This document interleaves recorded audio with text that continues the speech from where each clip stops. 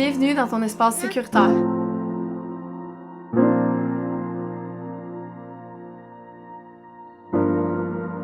J'ai le secret ultime, c'est le travail sur toi. Salut à toi! Et aujourd'hui, je veux te parler de comment gérer une situation ou une crise comme une coach parentale. Tout à l'heure, j'ai vécu une situation avec ma fille et donc je vais vous en parler un peu plus en profondeur pour que vous puissiez savoir étape par étape comment gérer la crise. Donc, vous le savez, ma fille a 2 ans et tout à l'heure, elle se levait dans sa chaise haute dans un banc d'appoint pendant le dîner. Donc, mon mari lui a demandé de s'asseoir. Première fois, deuxième fois, règle de 3 appliquée. Donc, on descend. Lorsqu'elle est descendue, elle a simplement pas pris le fait qu'on la descende et ça a été le début vers la descente de l'enfer. Ma fille a commencé à faire le bacon, se jeter par en arrière, essayer de se faire vomir, crier, crier, crier, crier encore et ça a duré 25 minutes. Comment gérer un enfant quand il crie autant, quand il est autant désorganisé? J'essayais de m'approcher, je recevais des coups de pied, j'ai dû me mettre en sécurité. Si je me reculais, elle criait non, elle essayait de se recoller sur moi, elle essayait de se faire vomir. Donc, je te fais marcher à travers les étapes de comment j'ai dû gérer cette crise-là pour que toi aussi tu puisses y arriver si ça t'arrive avec ton enfant. C'est un peu pour ça que tu es sur cette page-là, en fait.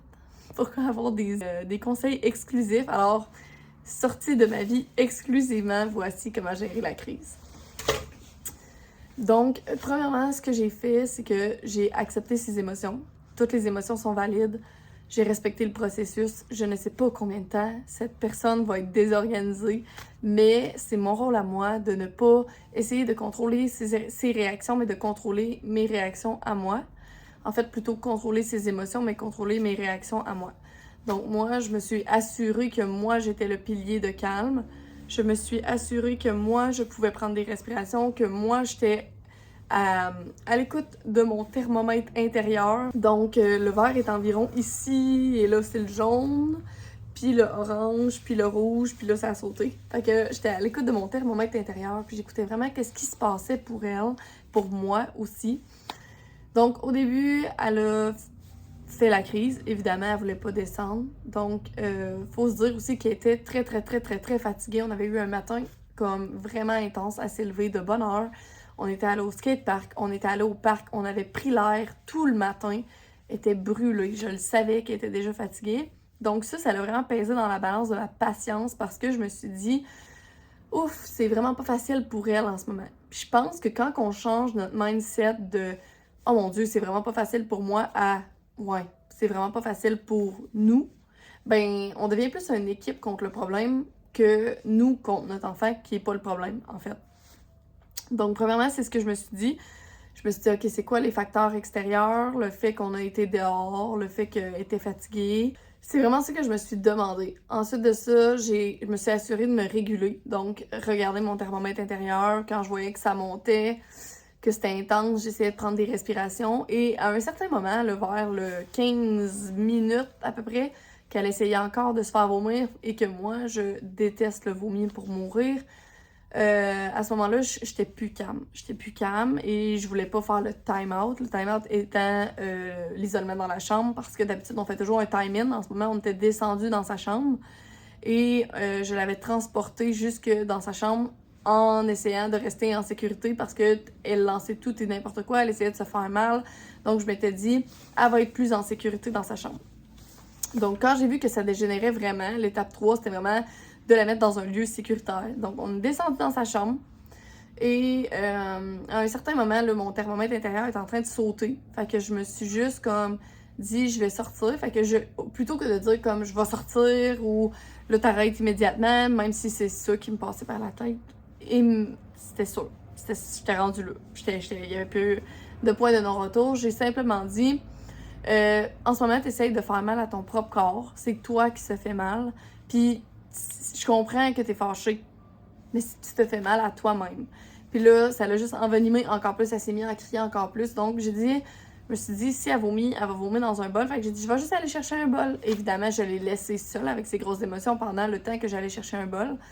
Mais en montant aller chercher mon bol, j'ai fait une technique de tapping qui est mon level 2 pour mon niveau 2 pour me réguler. Fait que premier niveau étant, je prends des respirations. Quand ça ne faisait plus, j'étais rendue au tapping ou des fois, je fais juste faire aller mes mains comme ça parce que moi, mon outil d'autorégulation, en fait, mon émotion sort par mes mains. Fait que taper dans mes mains, frotter mes mains ensemble, faire ça comme ça, faire le crunch, ben ça m'aide à me réguler. Fait que c'est ce que j'ai fait en montant en haut. J'ai fait quelques petites techniques et je suis redescendue avec le bol. Ensuite de ça, quand j'ai redescendu, là, on dirait que je sais pas si c'est le fait que j'ai changé d'environnement, qu'elle a été comme vraiment en crise, mais là, à ce moment-là, ses yeux étaient fermés, elle pleurait, puis là, elle continuait encore, là, elle avait pas arrêté. Fait que aller chercher le bol, ça m'a pris à peu près 2 à 5 minutes, OK?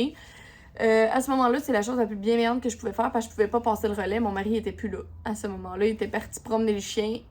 J'ai dit que j'étais correcte avec la crise. Je pensais jamais que ça allait être aussi intense. Et j'ai envoyé mon plus grand aller faire des jeux calmes le temps que je gérais la crise. Donc, je suis seule. Je n'ai pas de moyen de passer le flambeau. Et à ce moment-là, je me dis, OK, je vais aller chercher mon bol. Fait que j'ai pris 2 à 5 minutes. Je pense que c'était plus autour de 2 que 5, mais peu importe le temps, à ce moment-là, j'allais devenir un danger pour mon enfant. Donc, on se rappelle, on vise la constance, pas la perfection.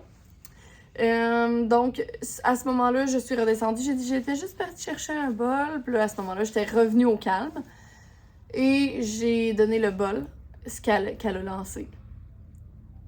Évidemment. Et à ce moment-là, j'ai simplement continué d'accepter la situation. Et j'ai essayé une technique que je ne savais aucunement qui allait marcher, mais c'était la technique du dragon. Donc, j'ai dit, on ouvre nos ailes. Puis là, j'ai ouvert mes ailes. Essayé de faire ça comme ça avec mes bras en prenant des respirations et en faisant comme si j'étais un gros dragon. Et ça l'a tout de suite coupé. Je sais pas si elle était réceptive, je sais pas à ce moment-là si ça faisait assez longtemps que son échelle polyvagale a été montée puis qu'elle avait commencé à redescendre. Mais elle a embarqué, elle a ouvert ses ailes, elle a fait le dragon avec moi et on a pu sortir de la situation ensemble en faisant le dragon. Ensuite de ça, elle m'a demandé un câlin et je lui ai fait un câlin.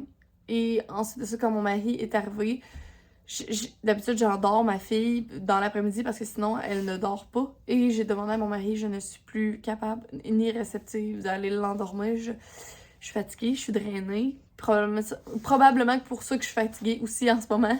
Parce que ça l'a vraiment beaucoup drainé de mon énergie. Fait que j'ai passé le flambeau, mon mari est allé endormir ma fille. Et maintenant, elle dort. Et je fais cette vidéo. Donc, à certains moments, il n'y a pas de solution miracle. Il n'y a pas rien que tu fais ou que tu ne fais pas pour que ton enfant soit de cette façon-là. Il y a juste besoin que tu passes par les étapes. Donc, étape 1, maintenir ta limite quand on dit quelque chose, même si on sait qu'il va y avoir une giga crise. 2, vraiment être alerte et accepter le processus du fait que des émotions, ça ne part pas en 2, 5, 10, 15 minutes. Ça dépend de la journée, ça dépend de l'humeur. C'est quoi les facteurs extérieurs? Ça, c'est numéro 3.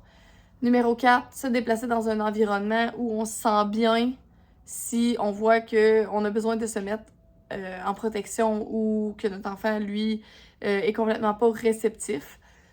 Finalement, se réguler, être à l'écoute de notre thermomètre intérieur, avoir une technique de régulation A, puis B, et même C.